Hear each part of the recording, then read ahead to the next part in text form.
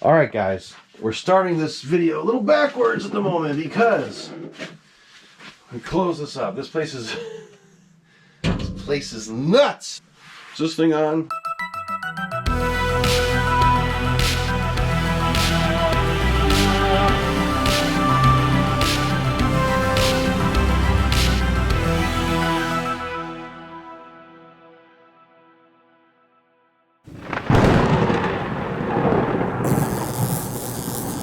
Alright, I'm probably blasted with all these stupid bright lights. I don't like being washed out. I'm already white as it is. I look like a damn ghost.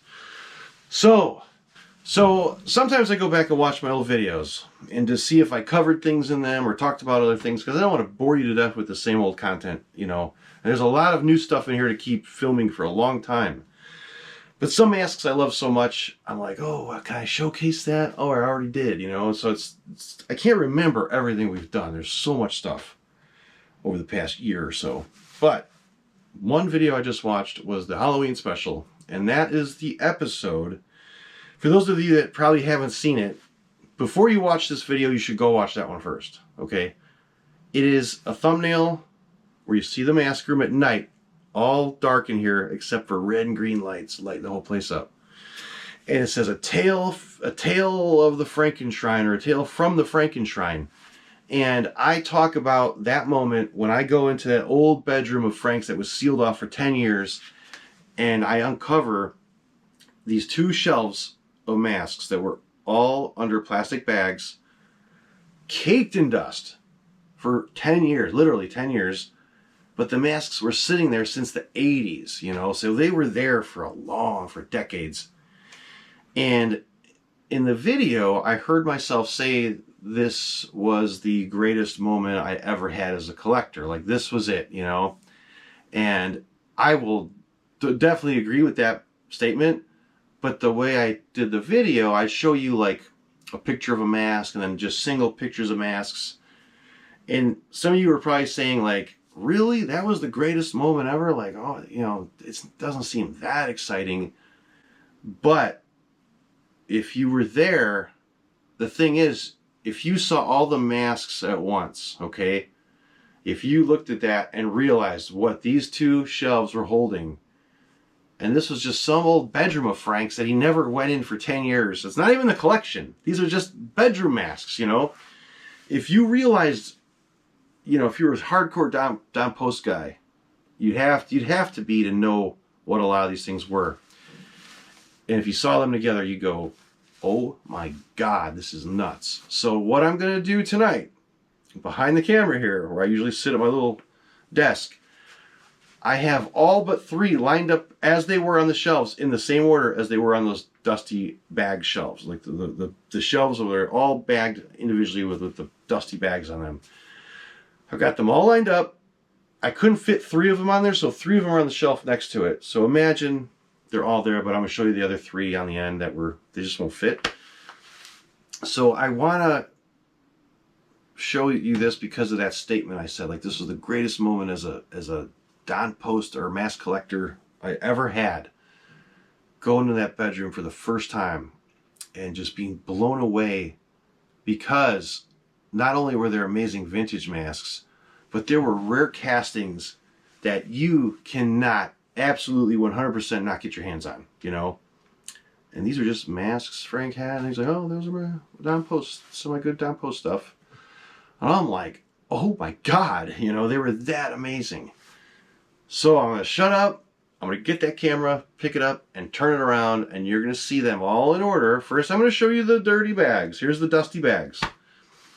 For those of you that didn't see the other video, it's a great story, though. I urge you, like, if you really want to sit down at night, relax, listen to me telling you a cool story, that's a great video. And you get to see Frank for the first time, what he looked like and how happy he was in that video. So there you see it. There's those bags. That's exactly how I found it.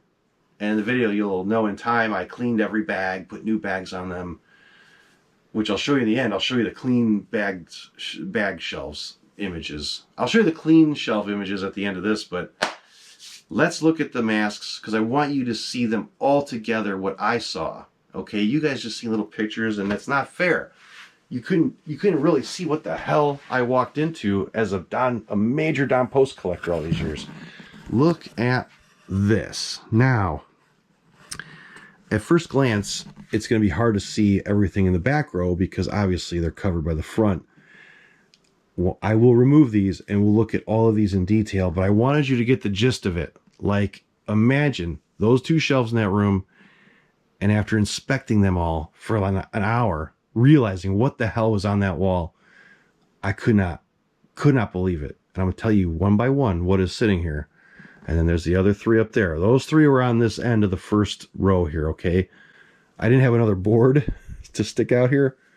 So imagine those three are on the end of this first row. This is the bottom shelf. The back row is the top shelf in that image, okay? So let's start with the front row. Here you have an incredible... Just finding this mask on eBay or somewhere out there on the internet would have made my entire year as a collector. Do you understand that? So when I show you things and I freak out about the find in that room, this is why. Because the stuff in this bedroom grouping was nuts, okay? This is a gorgeous, I mean gorgeous, gorgeous 1975 Don Post mummy, okay? Not as nice as that one, that freakishly unicorn beautiful one that popped up that was like NOS condition. But this is the blonde-haired 70s mummy. Blonde hair tells you, or tells me, that this is mid-70s. 1975, 76, Don Post went with blonde hair on the mummies, okay? Late 60s, they looked different. So that is a legit freaking... I mean, that mask alone, I would go crazy over if that was on eBay. Just bidding away trying to win it because it's so nice. Next to that, not the rarest mask in the world. Okay, there was a couple in the grouping that were just, you know, they're cool, but they're customized, okay? This is the 83 Highbrow. I showed you this the other day in that grouping of Highbrow Phantoms. And I said in the 80s, they pulled that old 70s mold out and made one more Highbrow. This is Frank's. Customized by Kathy Tharp, I'm assuming. Beautiful eye inserts. They gave it nice dark bags under the eyes. They really tweaked this copy. And I will tell you, I like it better than any factory copy I've ever seen. Okay? This is going to get foam filled soon. It's got nice custom teeth. And back in the day, it was the thing to do was get a lot of these customized. You know, if someone stumbled upon a highbrow these days, they would never think twice about even wanting to customize it and paint on it. They would like, no, leave it all original. It's old. It's from 1983. But in 83 or 85 or 89, the mask wasn't that big of a deal. So Frank sent it to Kathy and said, hey, do it up, eye inserts, customize it a little bit, and it's a gorgeous copy. And once it's foam filled, you know, the shape is going to come out nicer. It's in good shape. Next to that, a gorgeous, gorgeous custom pull out of the original Don Post Creature Bee mold. It has eye inserts added to it, but, you know, this would have had the molded in, you know, eyes like that Malone, the Bill Malone version, 1975, 76, 77. That's exactly what this is, but the eyes were removed. And Frank had these lenses put in, which look great. I mean, most people that look at this say, oh, it's got those lenses in it. But it is so cool that he did it. It doesn't bother me at all. It looks so great, foam filled now. And when I was there with Frank, I'd say, listen, man, the bibs of these creatures, these were laying on the shelf flat. It was super flat like a book, you know, this bib. And I told him way back then, I said, I'm going to take wadded up paper towels. This is going back, 2013 probably. I took paper towels and I stuffed it all under the bib, under the corners, just so it wasn't touching that shelf anymore. I really took the time to do that. And I said, until these can be foam filled someday, they need a little help. Moving on. A freaking vintage Metaluna mutant Don Post, real deal, okay? This is not the Bill Malone version, okay? Not the 70s Bill Malone version, but the 60s sculpt, okay? And this had lenses in it. It was custom painted by Jim Lawrence, I think. I think Jim Lawrence is the one that painted this for Frank. Put plastic lenses in the eyes when I found it there. And Post never painted them blue and red like this in the late 60s and early 70s. Okay, they didn't have that movie look to them, okay, that everyone kind of knows, you know, in the science fiction world. They came out with different, remember the green one up there? That's the first version, like the mid, like 66. Then in 67, they added red, and they were brighter green. The funny thing is, years ago, Mascahuna posted an image of one. And it was one that came out in the early 70s. They still use this old original sculpt. And it was like darker bluish green, I believe, with maroon like this. But it also had silver veining, okay? And it's like a tricolor version. And I would tell everyone, like, God, I really want to get one of those someday. It's the only one I'm missing. The only mutant I'm really missing is that tricolor one with the silver veins. And it turns out this is the exact mask in Mascahuna's old photos he would post by his old fence in California. The silver vein version, Frank had the damn thing repainted. That's the exact mask I would drool over in that old picture, which blows my mind. He bought it from Huna back then, had it customized, and I'm like, oh my God. It's got a matched set of hands that beautifully go with it over there, so I'm probably going to leave it. The bottom started mushrooming out a little bit from sitting on the shelf, like really flat. I've done several heat treatments to this to get the eyes rounder and pulled the face out somewhat. I'm going to hit the bottom one more time with the old fireplace trick. And once I get it straightened out, I'm going to foam fill him here. And probably, maybe we'll do a video on that. So far, just in these 4 masks, pretty incredible stuff, right? Like, unbelievable. Yeah, that's an 83, but man, look at that thing. Gorgeous. Moving on, though. This Glen Strange Frankenstein monster mask, okay? I kept reaching out to my buddy Dante because a lot of these belong to him in the early 80s, and Frank bought masks from Dante, and Dante could not believe he still had them in his possession. He goes, he still has them. Oh my gosh. So one of them being this mask. And this was not one of Dante's, but Dante knew of this mask, okay? Frank bought this out of a little tiny sales ad in Headhunters Quarterly. The old Headhunters Quarterly magazine, Jeff Wehinkle, everybody, there was a little ad saying Frankenstein mask for sale, Don Post.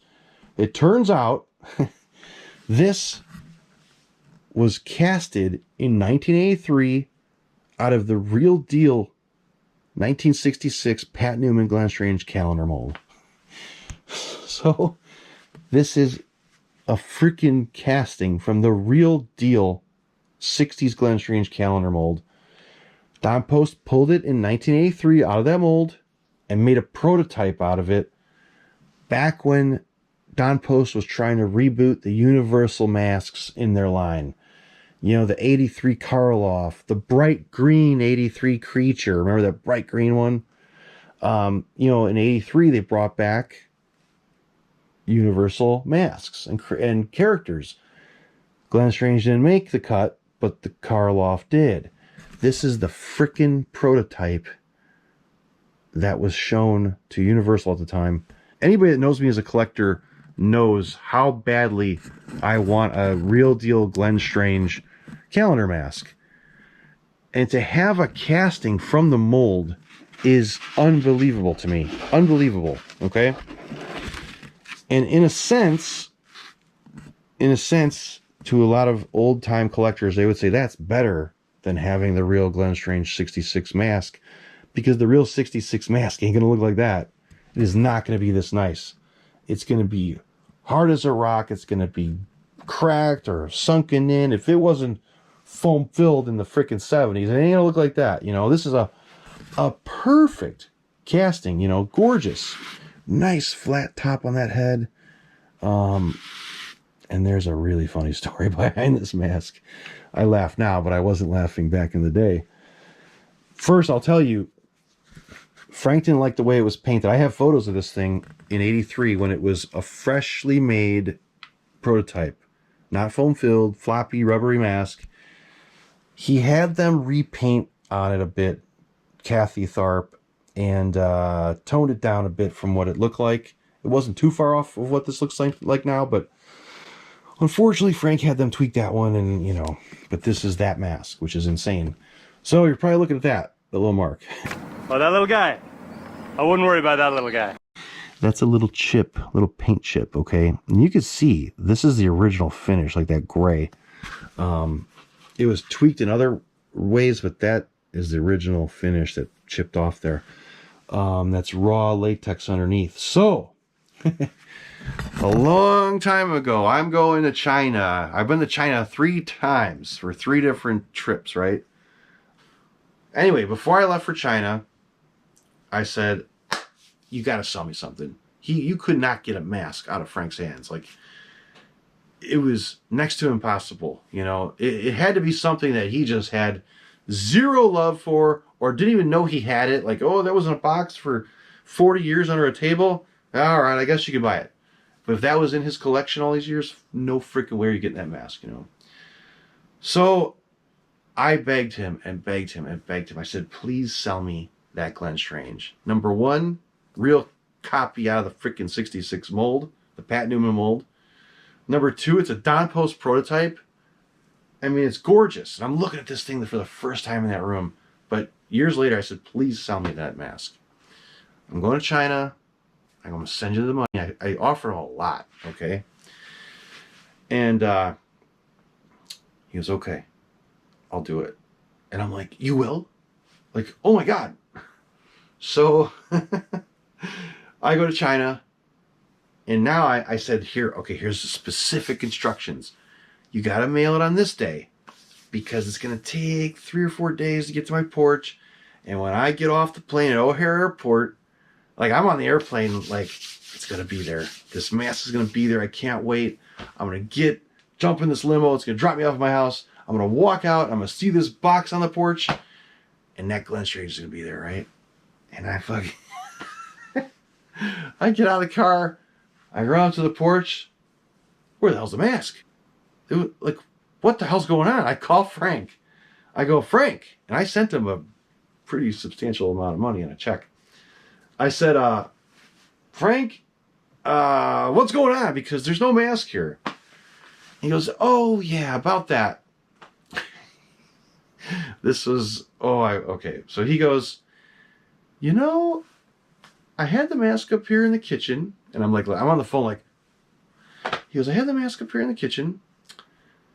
And I was just looking at it. And he goes, I got to tell you something. I fell in love with that mask all over again. I go, what? Like, what? Are you kidding me? And I go, what? No, please. He goes, but listen, I will end up paying you back, you know. And he goes, I spent the money, but I go, you what? You spent the money? I go, you don't have the money? He goes, no, but don't worry, I'll get it to you. And like, I could only yell at him so much because I loved him, you know. If this was anybody else in the hobby, anybody else, I would have some choice words for that person on the other end of this deal, right?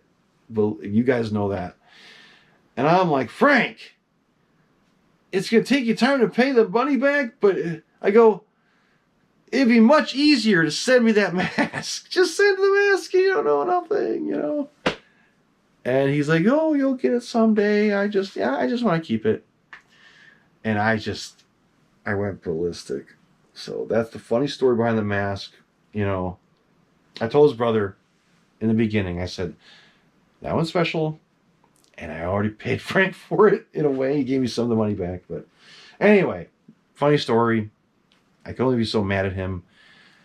you know, and it was just one of those crazy things. Frank and I, we've butted heads, he and I, but, you know, trust me, anybody that knew Frank would go, oh yeah, he could be a bear, you know. So, moving on.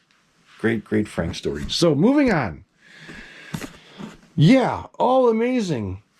Now we're getting into crazy stuff. And now we're going to get even more crazier, right? If you've seen the video, you know exactly what this is. That is the Calendar Mad Doctor, okay? However, you know, there was a real limited smaller version, like a production size one, that there's a handful of copies out of. This, though, is the real... This is a casting from the real deal master mold. The Calendar Master from 1966, 1967. They took the master mold and made a fucking... They made a casting out of it in the early 80s, probably like 82 or 83. And they gave that casting to the one and only Rick Stratton, who painted this thing up. And then it got an impeccable hair job by Mr. Mascahuna himself. And he put age spots like on the forehead. Like, it's got the eyes intact. You know, these weren't meant to stay in the mask. Those were just kind of like guides when they sculpted it. But they left, a lot of people that got castings out of that mold left those in, and they worked great as eyes, you know? And they kind of follow. This is weird, but those eyes do follow you. I never even knew master copies existed out of any calendar molds. When I learned what the hell that was, I still do not believe this is in this room, okay? That is how important that is. Now keep in mind, 3 of them can't fit here, and they are right here. Good God, man. What we've got here is a crazy custom pull from the Wolfman bee mold, you know? Like late 60s, they started sculpting all the bee masks, like the, you know, the creature bee, Wolfman bee, blah, blah, blah, you know? And this is a custom pull from that original Don Post mold. And I'm making a lot of noise, but look at this thing. Beautiful dark hair. I've seen a lot of Wolfman bee masks. They don't look like this. They don't look... This one just looks different, you know? The eye inserts, the clear coat on the eyes turned a little red. Like, I have photos of this mask back from the 80s. They didn't look that red, so they kind of reddened up. Super thick casting. Look at that. You see that? Crazy. So they took the late 60s, early 70s Wolfman bee mold and made a brand new mask out of it. Poured it, you know. Which brings us to one of the most beautiful mole men masks I've ever seen. I'm assuming, usually Dante, my buddy Dante, can help me with origins and information. Like if I don't know what something is, he's pretty much the end all be all word on anything Don Post and other masks out there. Even Dante, he goes, I don't really know the story on this mole man. The thing is, I want to be so careful. Hang on, guys. Hang on. God, I gotta be careful. I'm assuming someone took the 60s calendar mold, or 7, it's all the, 60s, 70s mole people mold at Don Post and made this gorgeous casting out of that mold. It's still a little pliable. Like you can flex this mask. A lot of it's been cleaned. I've been cleaning on this for a long time, all the crevices, but I'm wondering if David Lady could be behind this one. You guys got to remember something. In the 80s, old molds were being used copies were being made when they weren't supposed to be. And Don Post was not what it is now, okay? Meaning the historic, incredible mask company that we all look back and think how tremendous this legacy was of this company. In the 80s, yeah, these guys were nuts about Don Post stuff, but how do I say this? You know, back then, castings were being made out of molds. They weren't supposed to, but they happened. Thank God they did that, because stuff like this wouldn't be around, you know? They wouldn't exist. There's copies here from molds that you would never, nobody in the hobby would probably see what this thing looks like. You know, if someone didn't take that master mold in the 80s and make a pull out of it, you know? I think Pete Roberts has one of these, but his was not painted by Rick Stratton. His was done by the Tharps. This was done by Stratton. So yeah, whereabouts of this mole person of Frank's unknown, but it's gorgeous, man. I've got 3 old mole men in here. I sold a 4th one I had recently, like a 60s copy, and the production copies all look similar, like the same. Like, you know, really light yellow and red in the eyes. They all have that same look to them. This is custom. This is a custom pull that's freaking beautiful. Last but not least, on that first row, bottom shelf, this Mr. Hyde. Gorgeous, gorgeous casting from that rare, definitely early 70s, is it, or is it late 60s as well? I'm having a freaking mental break right now, mental block. But the Mr. Hyde mask, this was in the calendar, right? This was the calendar. Hang on. Last but not least, on that bottom shelf of amazing masks, a gorgeous custom pull from the original Don Post Mr. Hyde mold. Production mold pull. It looks to be a production mold pull. It's not quite a master size. Hard to tell. I mean, I don't know. It's hard to tell. It could be production mask size. Maybe a generation off. It's hard to say, but this thing's insane. This is like having a brand new one out of the mold that was completely custom done. Better than factory, you know? I just had it foam filled recently.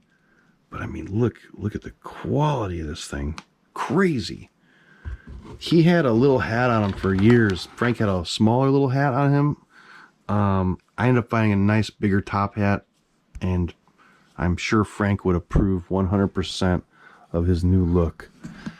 So like I said, these 3 babies right here on the end. So let's step back for a minute and just look at this again and imagine those 3 dudes. That picture of those dirty plastic bags. Imagine walking into 2 shelves loaded with serious Don Post stuff like this. I'm going to now I'm going to pause this for a minute. I'm going to carefully remove the first row, and then we're going to look at that amazing back row. Okay? Hang tight. All right, guys. Look at the second row now. I'll try to get this straight. There we go. So imagine you saw the first row, which was the bottom shelf. Now this is the top shelf in the bedroom. Crazy. Once again, wild stuff. Just to be masks in my bedroom, you know, of Frank's. Oh my God. So now let's dig in.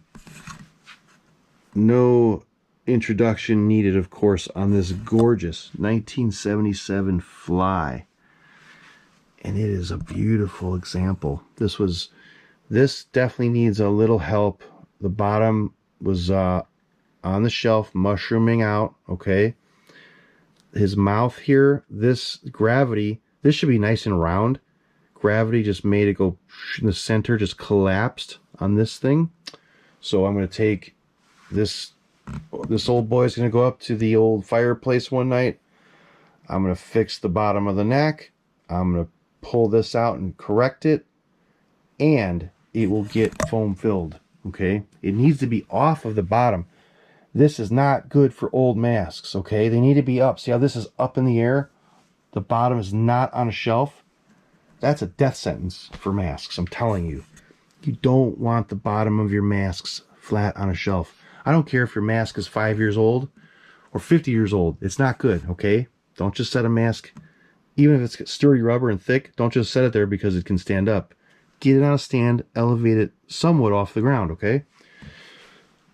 This sucker, though, I mean, this thing is crazy.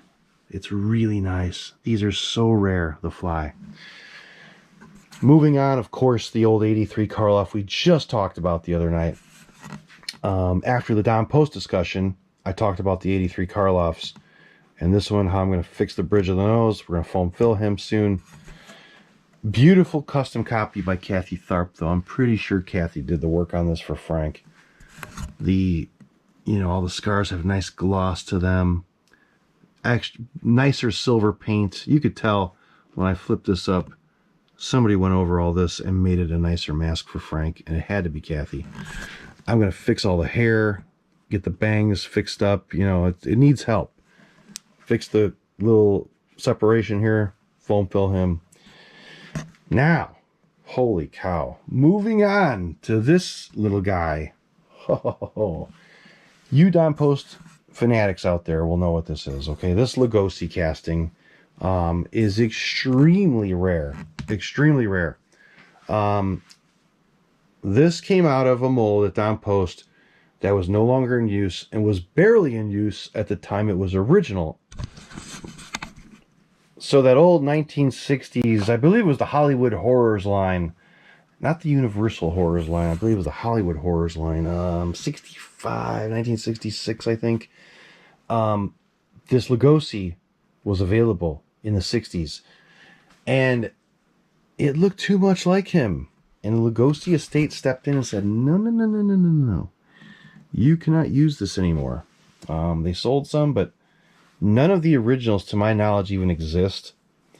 So, somebody back in the early 80s, probably around 82, 83, went into Don Post, took that mold out very quietly, and made a pull out of it. And that's exactly what this is, okay? This lost Lugosi. And look at this thing. It's gorgeous. This thing is so rare. It is probably one of the rarest Don Post pieces to exist, okay? And it's not even a factory pull. Well, technically it is. It was done at the factory.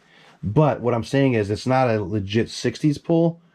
They took the 60s mold in the 80s and made a pull out of it at Don Post, probably when no one was around.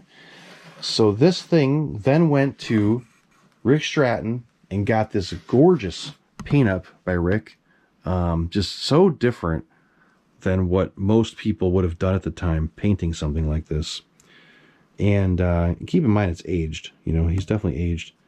And then, I know my friend did the hair on this back in 82 or 83. This beautiful hair job. And produced this incredible mask that nobody can get their hands on, And the fact that this is here today blows my mind. Blows my mind.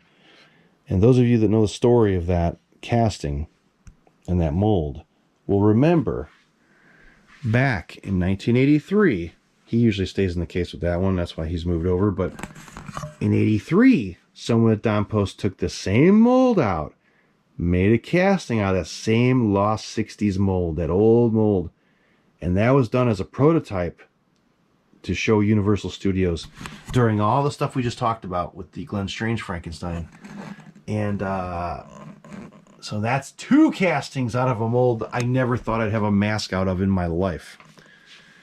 That one was not done by Stratton. This one was, though. I mean, you could totally tell the difference in the paint style. Just incredible that with the stuff Frank had on 2 shelves. Moving on. This Wolfman, Jesus. So this Wolfman is a special one. Those of you that know your Don Post masks, this is a real deal casting out of the, oh my God, my niece. This is a real deal casting out of the 1960s calendar mold, the Wolfman A calendar mold. A pull was made in the early 80s. And by then, unfortunately, a lot of the details on the mask, like the teeth especially, were getting too soft. Like the details were dying in that poor old mold, you know? But to have a real casting from the real 60s calendar mold is crazy to me, okay? Again, he's on his, see how he's on his bottom? It shouldn't be like that, but this mask, hold on. This poor mask, I'm carefully handling this guy. He's so delicate. Even though he's from the 80s, and 80s masks shouldn't be hard, right? Hear that? Can you hear how hard he is? Why is it like that? You be the judge. He's on a styrofoam head that was painted black. Mask hardened. What does that tell you? It's been on that head for decades. 80s. This is an 80s pull right next to him. Okay, now check this out. Some people will argue this. Yeah, we had to get into this, right? We had to touch on the styrofoam head thing. 2 masks that sat in the same collection for pretty much the same exact amount of time, same room, same temperature conditions, same shelf, next to each other. Look how soft this is. Not on a styrofoam head at all. This one? Oh, but Rudy's crazy. So anyway, moving on. Yeah, look at that. Badass. This guy needs... I need to remove that damn head. I can't just pull it out. It'll break the mask. It has to be cut into pieces, and this is getting professionally filled. But this is a real deal calendar mask. Pull. Moving on to that. Another, not one amazing mummies in the same room, Frank. 2 of them. Oh my God. This one I assume this is more 1969, 1970. They did not have the eyeball inserts like you see in both of the mummies that are here. But the quality of this... Now, hold on. Let me put this... Luckily, I got a little tripod today. Look at this, guys. Again, this poor guy, hard like plastic, on a styro head, of course, that was blacked out, and it will not come out. Okay, he is on there, and this mask is so delicate, it's going to take me a lot of patience to slowly use a heat tool. I can't use a knife and saw on this one because I'm going to crack this mask by gripping it. That's why this thing is still on a styro head. I got to get the time over winter to start working on these damn things. But that's, you know, like I said recently, if you don't believe styrofoam heads do this, believe that they get lodged in a mask and you can't get them out. Believe it. That ain't coming. You can't physically pull it out of there without cutting it into shreds, okay? Like, that is real deal information I just gave you, okay? Speaking of real deal, moving on, here's a real deal, amazing creature from the Black Lagoon. Holy smokes. Another so 2 mummies, 2 creatures on Frank's bedroom mask shelves, okay? Frank didn't only have 2 wolfmen and 2 mummies in his bedroom, he had 2 creatures. My God. So keep in mind, we already looked at the creature B that he had with the custom lenses added. Now, this creature A is a custom pull, and this too could have been done by Rick Stratton. I don't know. Dante Mascahuna was definitely excited to get these old creatures in his hands and fill them. You know, he remembers these. I think this was his personal copy in '82, and he goes, it was so cool seeing it again, and he couldn't believe Frank kept it all these years. You know, isn't that something? When you sell a guy a mask, you don't think he's going to keep it for 40 freaking years, do you? Just nuts. These guys are really old, and really, really cool, though. Just gorgeous. I like when things look old. I like when you could tell they're aged. You know, I've got brand new versions of stuff like this that are gorgeous paint jobs and, you know, mint, mint, mint. But I like when they're worn out. I like when the paint's faded. I like when they have cracks in them. Glue looks old. I like all of that because you know it's a vintage thing. So this was definitely a custom pull from the original mold. They probably took that universal mold and pulled, and they yanked a pull out of it around 83. And Frank had it painted up for his collection. So they took the mold, they took the factory down post mold, which at the time was the old universal mold back then. They were using that and they made their own calendar molds. Someone took that at the factory, made an unauthorized pull of it, painted it up, and here it is today, decades later, you know, decades. Next to that, I looked at this thing. I remember lifting the bag up going, what is going on here? What is this?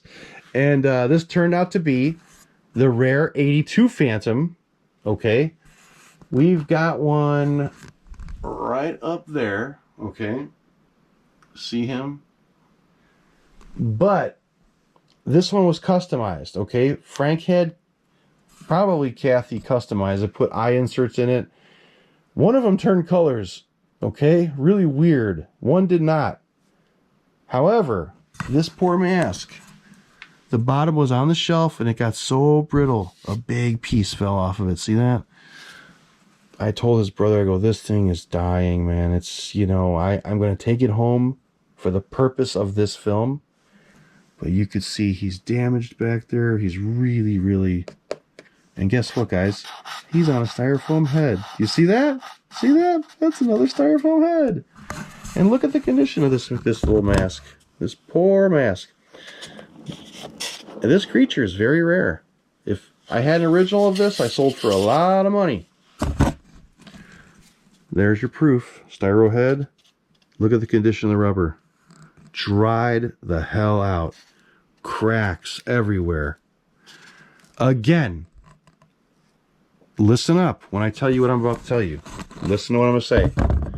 This mask sat in the same room, same bedroom, same shelf, same temperature, next to all these other masks, side by side by side. All the ones on styro heads. Boom, boom, boom. This guy wasn't on a styrofoam head at all. He's still pliable. See that? But gravity took its toll. If it was on a styro head, that probably wouldn't have happened. Okay? This one, no styro head, soft. This guy, he was very soft, not on a styro head, and he's foam filled now. This guy, thank God, was foam filled. I'm just trying to show you, all right? These were all in the same place. And what do you know? The three that were on styrofoam heads, even though they were painted black, are still hard as a rock. Moving on. This great grouping of masks. We got to hurry. The battery's getting low. Amazing, amazing Quasimodo mask. Don Post Studios. I believe the original production mask was taken. I believe the original production mold was taken and a custom pull was yanked out in the 80s, and that's exactly what this is. Beautiful custom hair work. Nice, nice paint up. Dante didn't know the origins of this one, though. He's like, I don't really know. I can't recall who would have made that. But he says, beautiful. Like, let's fill it up. He said, he goes, it's a really nice copy. Seeing that next to him, I mean, they're just, to me, they go side by side. Gorgeous, gorgeous, gorgeous. You know, late 60s Quasimodo. In brand new condition, though. That's like taking the original mold, pulling your own brand new casting out of it in the 80s, and making yourself a brand new mask, you know. Last but not least, in this incredible lineup of rare stuff, in this old lineup of dirty old bedroom plastic, in the old lineup of the bedroom masks, we've been through some amazing stuff, haven't we? Yes, we come to that final one, which is the absolute greatest smooth Frankenstein I've ever seen in my life. And I'm not kidding. I'm not saying that because it's on my shelf here in this collection. I'm not saying it because it was Frank's. I'm saying that because I am 100% telling you I've never seen anything like this. If this was in my worst enemy's collection, I would say the same thing. Okay? If this was in some goofy guy's collection that hates me, or I like everybody. I get along with everybody usually. 94% of the time. But if this was in my enemy's collection on his shelf, I would be like, God damn, that thing is amazing. Like that's how incredible it is. The story real quick behind it, in case you didn't see the last video. This is not from the Downpost smooth mold.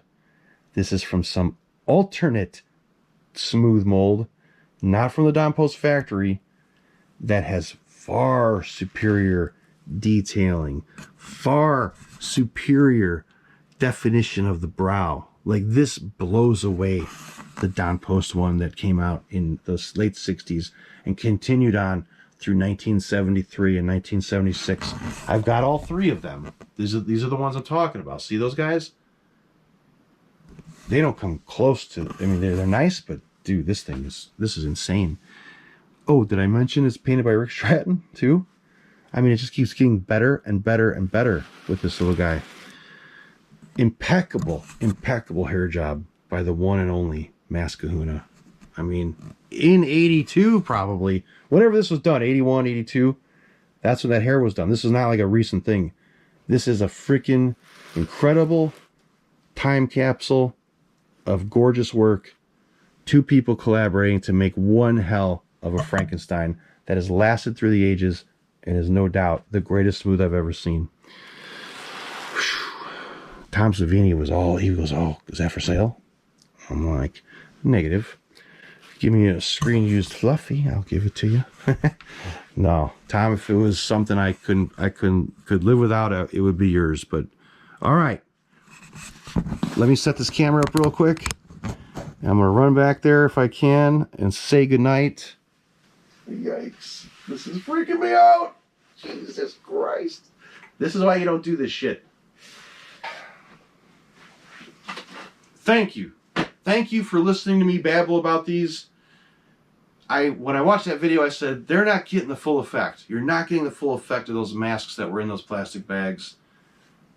Now you will, I think. You know, let me know in the comments if this really eased your mind better. Like, yeah, that was pretty incredible what I saw that day in that bedroom. Because when you saw the first video, yeah, it was cool. But you didn't get the full effect of what was actually on those two shelves. So one more image of the finished clean shelves with the clean bags when I was all done that day. 7 hours of dusting. Unfortunately, Frank is no longer with us, and that's why these masks are now here. So they're going to live on. Whatever I can do to make these live on for Frank, I'm going to do that. And once again, thank you for watching, and I'll see you soon with more mask videos. Good night.